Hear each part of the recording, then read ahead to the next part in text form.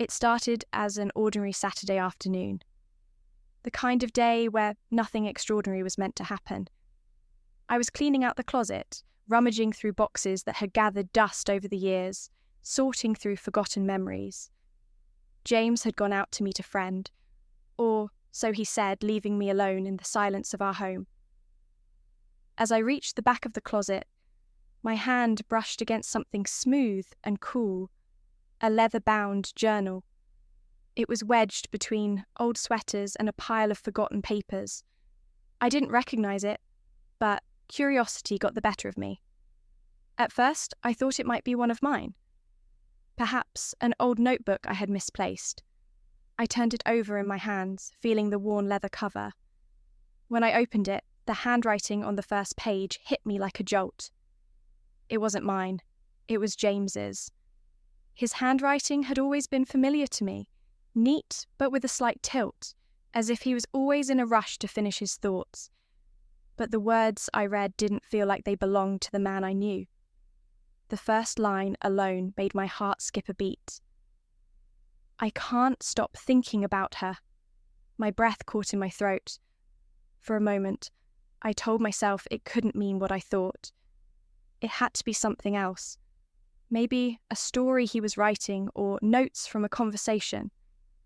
But as I read on, the truth became undeniable. The next few lines painted a picture I wasn't prepared for. He described her hair, her smile, the way she laughed at his jokes. He wrote about the way she made him feel, alive, free, understood.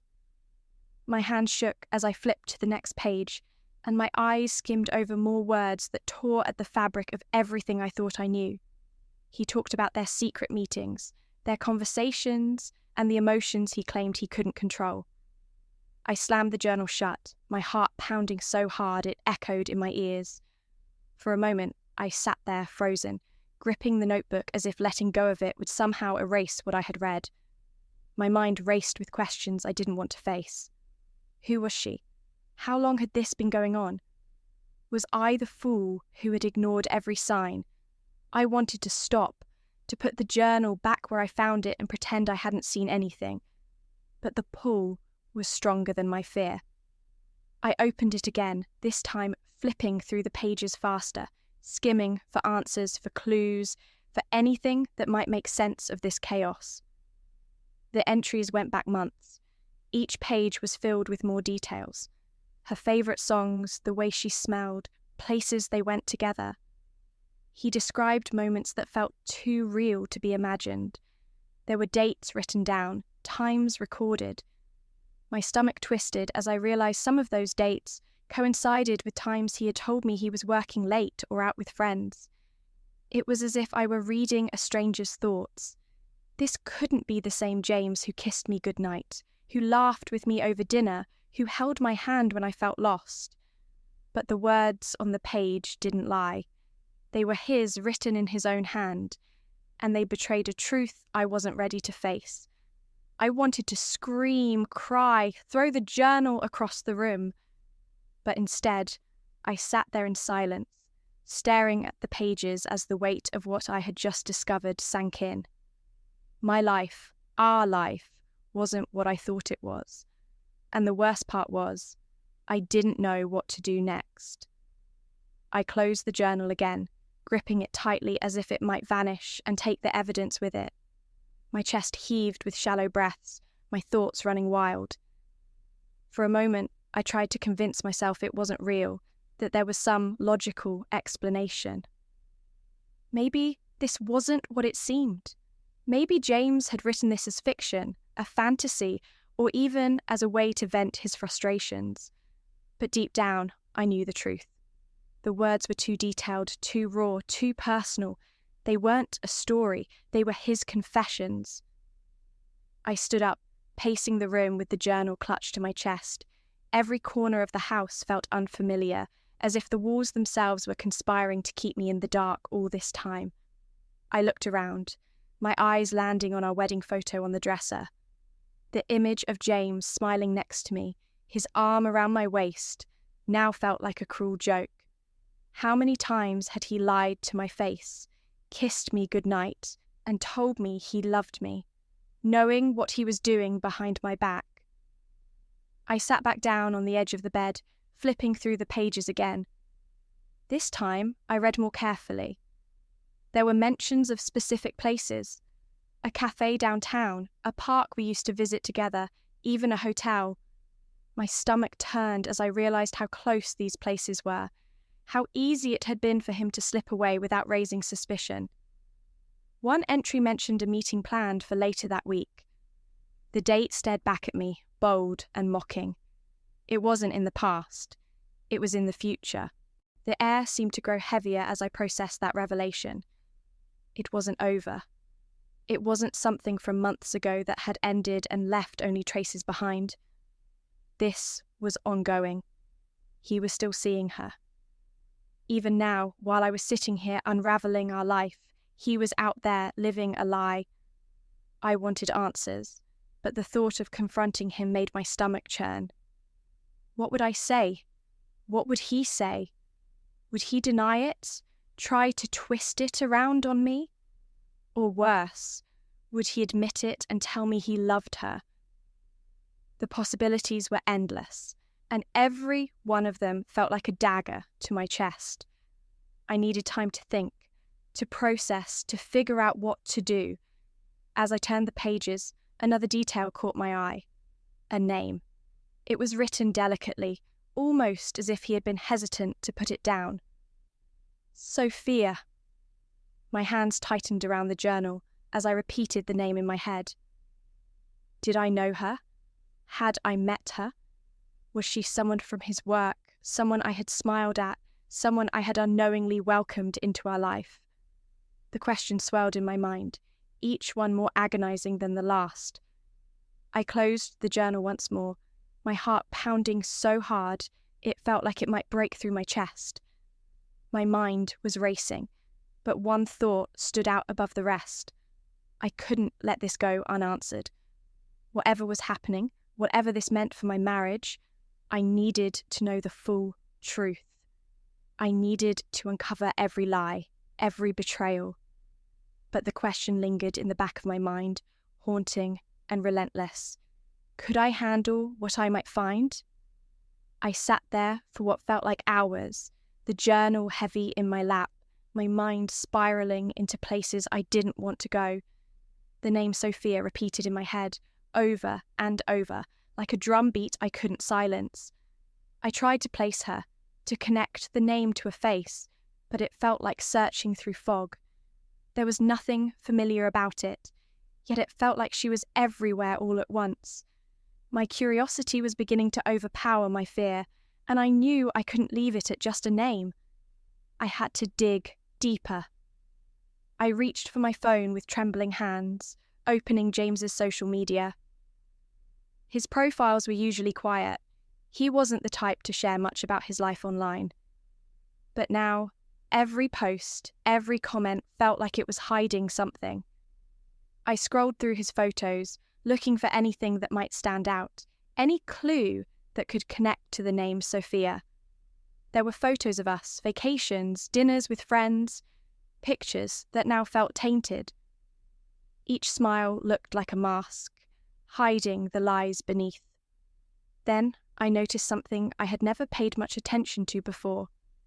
A photo of James at a work event standing with colleagues. In the comments, someone had tagged a Sophia. My chest tightened as I tapped on the name, my heart racing with equal parts dread and anticipation. Her profile was private, but the profile picture was enough. She was beautiful, in a way that felt almost unfair. Her smile was radiant, her hair dark and glossy, and she had a kind of effortless elegance that made me feel small.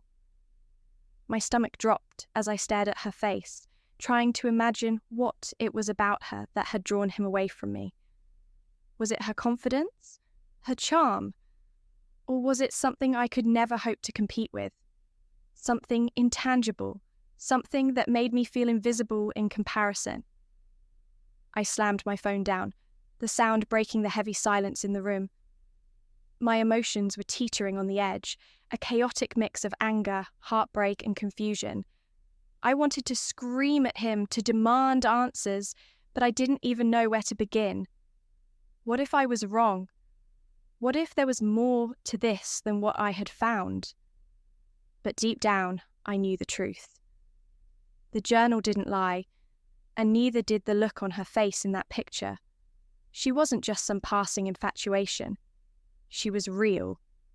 I turned back to the journal, flipping through the pages again, desperate for anything that might give me more clarity. One entry caught my attention, a detailed account of a day they had spent together. It wasn't just about physical attraction, it was about connection. He wrote about their conversations, the way she listened to him, the way she understood him in ways he claimed I never could. My hands gripped the journal so tightly that my knuckles turned white. Was that what he thought? That I didn't understand him? That I wasn't enough? I closed the journal and stood up, pacing the room as tears blurred my vision. My mind was at war with itself, swinging between wanting to know everything and wishing I could erase it all. I thought about calling him, confronting him right then and there, but I stopped myself. No, not yet. If I was going to face him, I needed to be sure. I needed to know everything before I walked into that conversation. As much as it pained me, I had to dig deeper. I had to piece together the puzzle no matter how much it hurt. This wasn't just about the journal anymore. It was about uncovering the truth of my life, my marriage, and the man I thought I knew. The night felt endless, stretching on as if the darkness itself refused to lift. I couldn't sleep. Every time I closed my eyes, I saw her face and the words from the journal playing on a loop in my mind. James still hadn't come home, and his absence was louder than any sound. My heart raced as I imagined where he might be and who he might be with. The house, once a place of comfort, now felt like a stranger's, a silent witness to all the lies I had yet to uncover. Unable to bear the stillness, I reached for the journal again. This time I read it with purpose, studying every word as if it were a map to the truth. The details became sharper, clearer, and crueler. There were mentions of moments that lined up too perfectly with his excuses, times when he'd claimed to be stuck at work or out with colleagues. One entry described a weekend trip they'd taken together to a nearby city. My mind reeled as I remembered that weekend vividly. He had told me he was attending a work conference. He even brought home a folder of papers, which I now realised must have been nothing more than props to sell the lie. Each page I read felt like a fresh wound, but I couldn't stop. I needed to understand the full scope of his betrayal. And then, buried in the middle of an entry, I found something that made my blood run cold. He mentioned me. She's starting to notice. I see it in her eyes when I come home late. I hate the guilt, but with Sophia, it feels worth it. The words were a dagger to my chest. He knew. He knew I had sensed something, even if I couldn't articulate it at the time. All those nights when I had asked if he was okay, if there was something on his mind, and he'd brushed me off. Those moments weren't just in my head. He had seen my worry, my attempts to reach him, and he had chosen to keep lying. My hands trembled as I stared at the page, the weight of his calculated deceit crushing me. I needed answers now more than ever, but I still wasn't ready to confront him. Not yet. There was too much at stake, and I didn't trust myself to hold it together. Instead, I turned to the only person I knew I could talk to. Claire, my best friend. I picked up my phone and dialed her number, my voice shaky as I tried to explain what I had found. She listened quietly, letting me pour out my heartbreak and confusion without interruption. When I finally stopped to catch my breath, her voice was calm but firm. You can't let this eat you alive, Anna. You need to decide how you want to handle this. But whatever you do, you need to be prepared for the possibility that he won't give you the answers you're looking for. Her words struck a chord. I realised I wasn't just searching for the truth. I was searching for something deeper, for closure, for a way to piece together the broken parts of my life. But as I hung up the phone and stared at the journal lying on the bed, I knew that closure wouldn't come easily. The truth wasn't just in the journal or in James's words, it was in the choices I would have to make, the pain I would have to endure, and the strength I would have to find to face what came next. And for the first time, I wasn't sure if I was ready for any of it. The hours dragged on, each passing minute stretching my nerves to the breaking point. I stayed up all night, the journal still open on the bed beside me, as if its contents might shift or disappear if I looked away. My mind was a battlefield of conflicting emotions: anger, heartbreak, disbelief. As the early morning light crept through the curtains, the weight of exhaustion hit me, but my mind refused to rest. James came home shortly after sunrise. I heard the soft click of the front door, followed by the faint shuffle of his shoes on the hardwood floor. My heart leapt into my throat.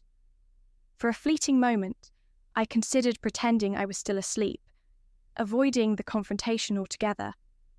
But the journal was still there, its presence daring me to face the reality I had uncovered.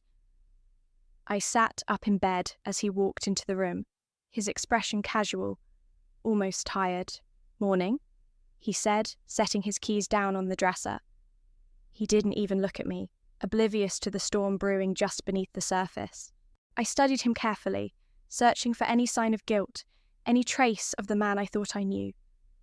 But his face betrayed nothing. He moved around the room with practiced ease, unaware that the world as I knew it had crumbled while he was gone. My hands clutched the edges of the journal as I debated whether to confront him right then and there. "Where were you?" I asked, trying to keep my voice steady, though the tremor in it was impossible to hide. He paused, glancing at me briefly before answering. "I told you. I was with Mike. We were catching up. Lost track of time." It was the same excuse he had used countless times before, but now the weight of those words felt heavier. I fought the urge to throw the journal at him, to scream, to demand he tell me the truth. But instead, I nodded slowly, letting his lie hang in the air between us. He walked into the bathroom, and I sat frozen, my heart pounding so hard I thought he might hear it through the walls. Every instinct in me wanted to charge after him, to confront him with the evidence I had found. But something held me back. It wasn't fear exactly, it was a growing sense of clarity. I realized I needed more. Not more proof, because the journal was enough, but more control. I wanted to approach this on my terms, not in the heat of the moment. If I confronted him now, I knew my emotions would spill over, and I would let him take control of the narrative. No, I couldn't let that happen. When James came out of the bathroom, his hair damp and his shirt unbuttoned, he gave me a small smile. "You okay? You look tired." The audacity of his concern made my chest tighten, but I forced myself to smile back, though it felt like my face might crack under the weight of it. "Just didn't sleep well," I said. "Try to get some rest," he replied, leaning down to kiss my forehead. I flinched slightly but masked it as best I could. If he noticed, he didn't say anything. As he left the room, I felt the tension in my body release, though my mind was anything but calm. I knew what I had to do. This wasn't the moment to confront him. It was the moment to prepare. I needed to understand the full scope of his betrayal, to gather every detail before I faced him. And most of all, I needed to make sure that, when I did, he wouldn't have a way to twist the truth or escape the consequences. My next steps were clear. I would follow the trail he had left behind, starting with the dates and places in the journal. Whatever he was hiding, I would uncover it piece by piece, until there was nothing left for him to deny. The day passed in a haze, every minute dragging on as I plotted my next move. James went about his routine as though nothing had changed, while I sat on edge, pretending to be engrossed in mundane tasks. I avoided his gaze, fearing he might see the storm brewing beneath my calm exterior. My mind was a whirlwind of questions, but one stood out above the rest. Who was Sophia, really? And how deep did this go? By the time James left for work, I felt a surge of relief. As soon as the door clicked shut, I sprang into action. First, I retrieved the journal and flipped back to the entry that had mentioned the cafe downtown. It was one of the first places he'd described meeting her. My stomach twisted as I imagined them sitting there together, laughing over coffee, sharing moments that should have belonged to us. But I pushed the image aside. This wasn't the time to get lost in emotions. This was about finding answers. I decided to go there. I didn't know what I was hoping to find. Maybe a clue, a familiarity, or even someone who might recognize me or James. The thought of walking into a place where their affair had flourished sent a chill down my spine, but I needed to see it for myself. The cafe was cozy, tucked into a quiet corner of the city. It had a charm I would have admired in another life. Warm lighting, mismatched furniture, the hum of soft jazz playing in the background. As I stepped inside, my nerves spiked. Every face felt like it might hold a secret, every glance like it could be a whisper of recognition, but no one paid me any mind. I approached the counter, ordering a coffee I didn't really want, and scanned the room while I waited. It felt surreal to stand there, imagining James and Sophia sitting at one of the tables, their heads bent close, their hands brushing. The barista handed me my cup, and I took a seat near the back, trying to piece together how often they had come here and what memories this place held for them. As I sipped the coffee, I noticed a bulletin board on the wall, cluttered with notes, business cards, and flyers. Among them was a small card advertising local art classes. It was signed at the bottom with a familiar name, Sophia, followed by a phone number. My heart pounded as I stared at the card, the world narrowing to that single piece of paper. Was it her? It couldn't be a coincidence. My hands trembled as I pulled out my phone and snapped a picture of the card, careful not to draw attention to myself. I couldn't call the number, not yet, but I now had something concrete to follow up on. My mind raced with possibilities. Was she just an artist? Or had James met her through one of these classes? Was this another part of the life he had built outside of our marriage?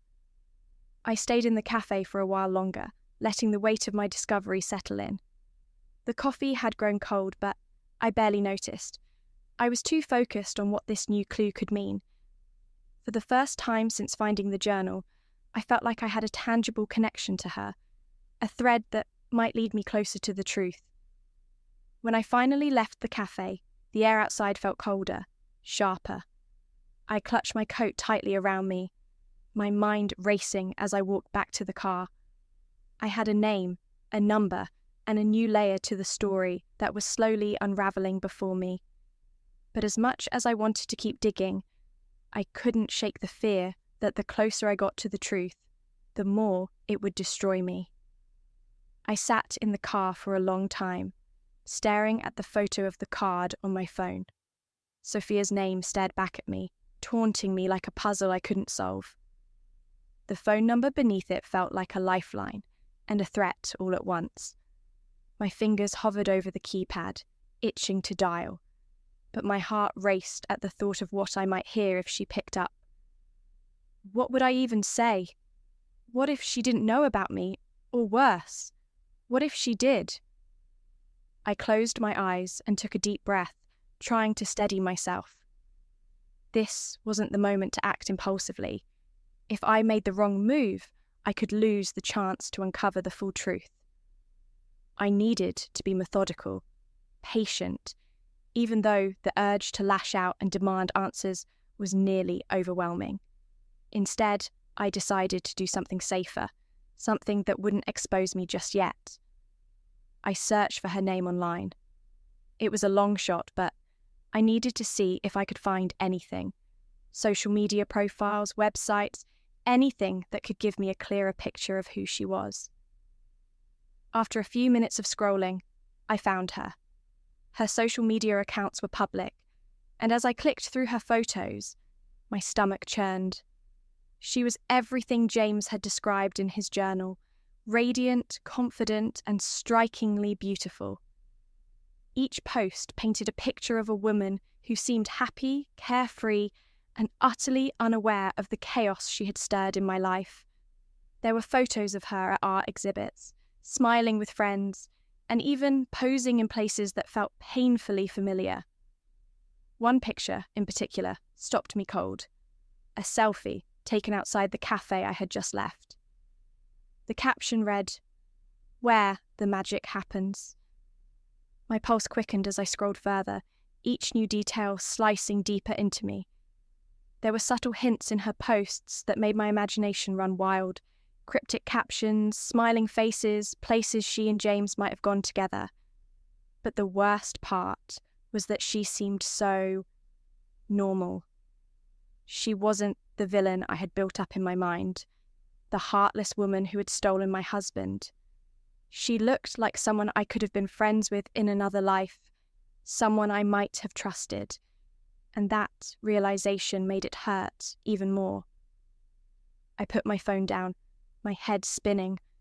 The walls of my life felt like they were closing in, shrinking with every new piece of information I uncovered.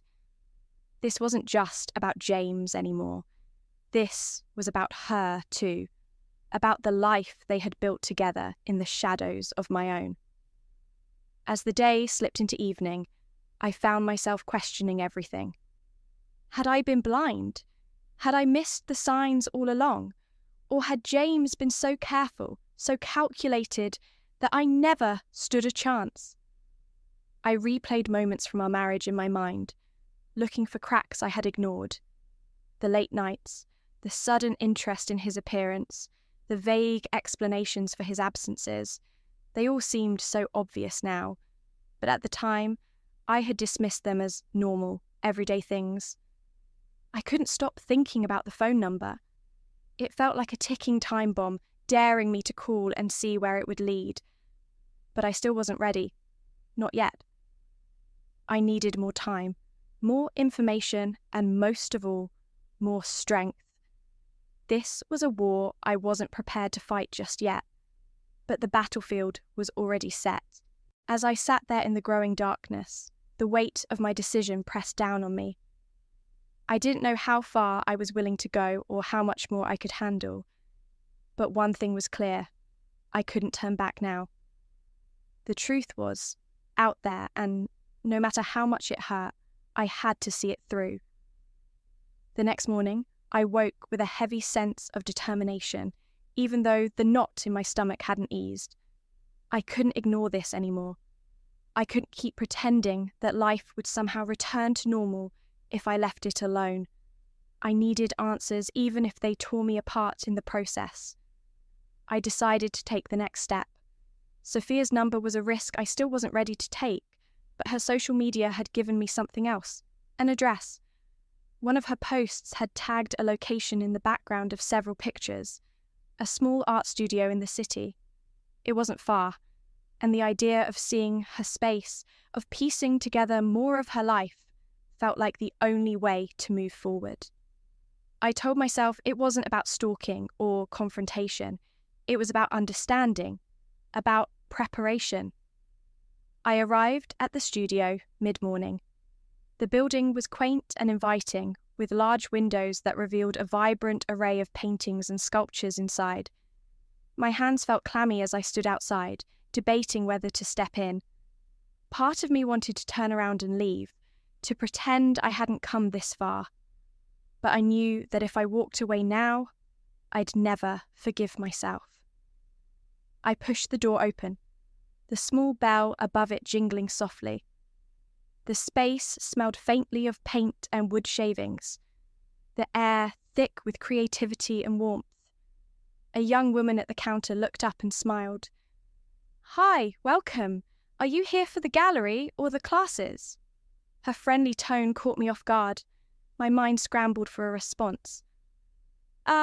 Just looking, I managed, my voice barely steady. Feel free to browse, she said, gesturing toward the gallery area. Let me know if you have any questions. I nodded and wandered deeper into the studio, my heart pounding in my chest. The walls were lined with paintings, each one bursting with colour and emotion. But what caught my attention was the small plaque beneath each piece. Many of them were signed Sophia. Her work was stunning, a raw expression of emotion that felt both beautiful and haunting.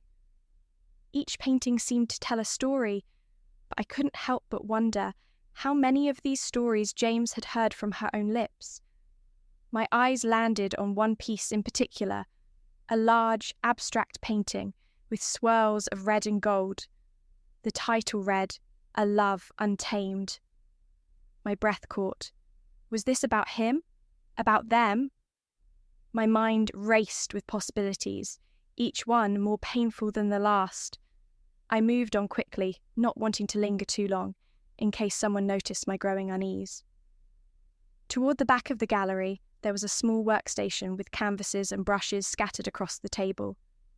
It felt personal, intimate, as though I were stepping into a part of her life I wasn't meant to see. I imagined her here, painting late into the night, maybe even talking to James on the phone as she worked. The thought sent a chill down my spine, but I couldn't look away. "Beautiful, isn't it?" a voice said behind me, startling me. I turned to see the young woman from the counter standing there, her hands clasped in front of her. "Yes," I said quickly, hoping my face didn't betray the storm of emotions raging inside me. "It's incredible." "She's one of our most talented artists," the woman continued, her pride evident. "Sophia's been with us for a few years now. People come from all over to see her work." I forced a smile, nodding as though I were just another admirer. "She must be very passionate," I said, my words measured and careful.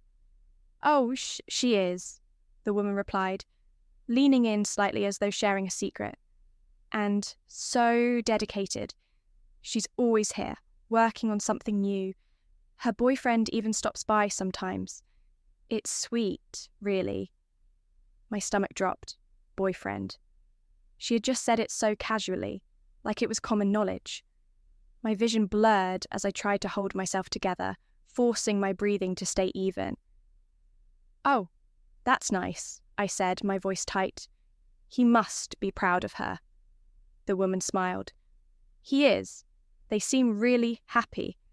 It's always nice to see that, you know."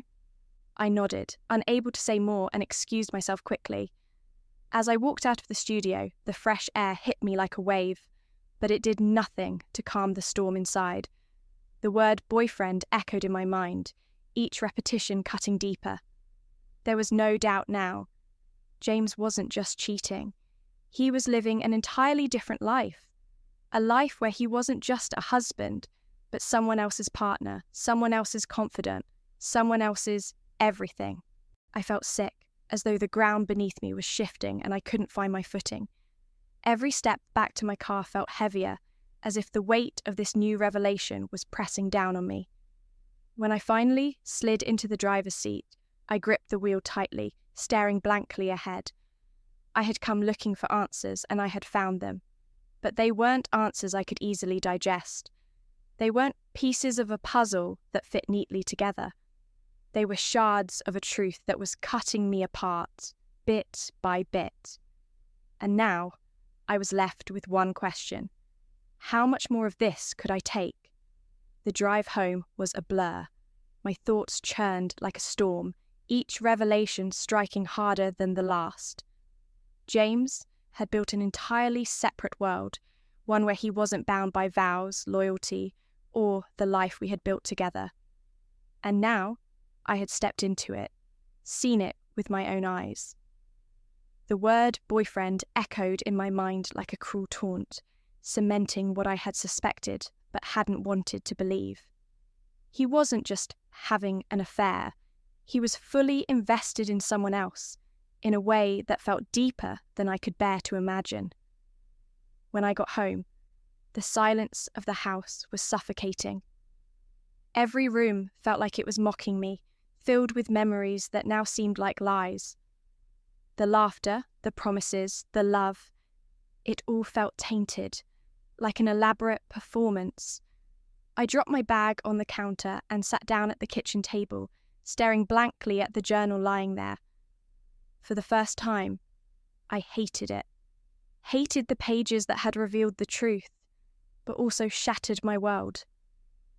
I grabbed my phone, my fingers hovering over the number I had saved from the gallery. Sophia's number. It felt like a lifeline and a grenade all at once. My heart raced as I considered dialing it, confronting her directly, hearing her side of the story. Did she even know about me? Or worse, did she know and not care? The possibilities twisted in my mind, each one more painful than the last. Instead, I opened my messages and started typing to James, my fingers shaking with adrenaline. "We need to talk when you get home. Don't be late." I stared at the words for a long moment before hitting send. It felt weak, almost trivial, considering the weight of what I had discovered. But I wasn't ready to lay all my cards on the table. Not yet. Hours passed, each one dragging slower than the last. I paced the house, unable to sit still, my mind flipping between anger, heartbreak, and fear. By the time James walked through the door, the tension in the air was so thick it felt like a living thing. He greeted me casually, his tone light as if nothing was wrong. "Hey, how was your day?" he asked, setting his bag down and loosening his tie. The sheer audacity of his normalcy made my chest tighten. I struggled to keep my composure, forcing myself to smile faintly. "It was fine," I said, my voice steadier than I expected. "We need to talk." Something flickered in his expression. An almost imperceptible pause, but he recovered quickly. "Of course," he said, his tone easy. "What's on your mind?" I motioned toward the table, where I had placed the journal deliberately, its leather cover gleaming under the kitchen light. His eyes flicked to it, and for a moment his entire body tensed. It was so quick I might have missed it if I hadn't been watching him closely. But I saw it. The recognition. The fear. "What's that?" he asked, his voice carefully neutral. "You tell me," I said, my tone sharper than I intended. I folded my arms, my gaze locked on his. "I found it in the closet." He hesitated just long enough for the silence to stretch uncomfortably. "It's just an old notebook," he said finally, his voice too casual. "Why? Did you read it?" His attempt to downplay it only stoked the fire in my chest. I reached for the journal and flipped it open, holding it up so he could see the words he had written. "You mean this? This old notebook, where you describe another woman in excruciating detail? Where you talk about how alive she makes you feel?" The colour drained from his face, and for the first time I saw the mask slip. His confidence wavered, replaced by something that looked like panic. "Anna, it's not what you think." "Don't," I snapped, my voice trembling with anger. "Don't insult me by pretending this is something it's not. I know, James. I know about her. I know about Sophia." His eyes widened, and for a moment he seemed completely at a loss for words. That moment of silence spoke louder than any denial could have. He didn't ask who Sophia was or how I knew. He didn't even try to deny it. His reaction confirmed everything. I stood there, waiting for him to say something. Anything that could justify what he had done. But no words came. And as the silence stretched between us, I realized something. I wasn't looking for answers anymore. I was looking for closure. And no matter what he said, no matter how he tried to explain it, I knew one thing for certain. There was no going back. James sat down heavily at the kitchen table, his head in his hands. I stayed standing, my arms crossed, my body rigid with tension. The room felt suffocating, the air thick with unspoken words. He looked up at me, his eyes glassy, and for a moment, I thought I saw regret. But regret wasn't enough. Regret wouldn't undo what he'd done. "Anna," he started, his voice low and hesitant. "I never wanted you to find out like this." The admission sent a fresh wave of anger surging through me. "So, what? You were just going to keep lying to me forever?" My voice cracked despite my best efforts to stay composed. "Was this your plan? To have two lives? To pretend you were someone you're not?" His shoulders slumped and he shook his head. "It's not like that." "Then, what is it like, James?" I shot back. "Because from where I'm standing, it looks exactly like that. You've been sneaking around, writing about another woman like she's the love of your life.